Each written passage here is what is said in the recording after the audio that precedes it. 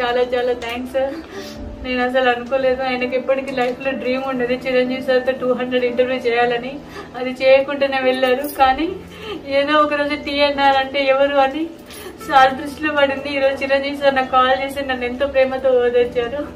అంతేకాకుండా నాకు ఖర్చుల కోసం అని కూడా పంపించారు.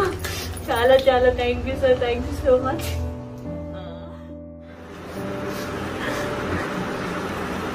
కొంచెం ధైర్యంగా ఉండండి, ఏం పర్వాలేదు. అన్న బాగా చదువుతానన్న.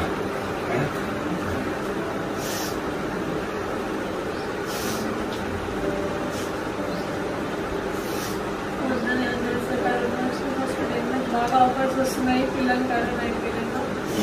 ఈ పాపలు బాగా చేయాలని బాగా ఆల్రెడీ వాళ్ళ డాడీతో ఒక మూవీలో చేసింది, రిలీజ్ అవ్వలేదు. మంచి వేషాలు వస్తున్నాయి, మంచి మంచి క్యారెక్టర్లు వస్తున్నాయి బాగా ఈ మధ్య.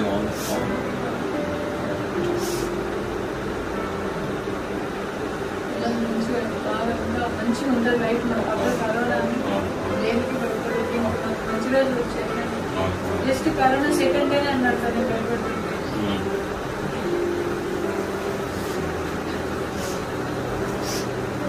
అనుకోలేదు సార్. ఆయనకి ఏ అలవాట్లు లేవు సార్. మీ షుగర్ ఏమీ లేవు, ఏ అలవాటు లేదు. అందుకే నాకు 100% ఉంది సార్. 3 days అయినా కూడా ఖచ్చితంగా బాగా వస్తారు అనుకున్నాను. ఏ అలవాటు లేవు కదా. నేను ఇలాంటి సింటమ్స్ లేవు. రోజు నా మెల్లమెల్లగా ఒక లెవెల్ ఆగిన 2-3 days తర్వాత పికప్ అవుతుంది అనుకున్నాను సార్. కానీ మొత్తం అయిపోతుంది అనుకుంటున్నాను.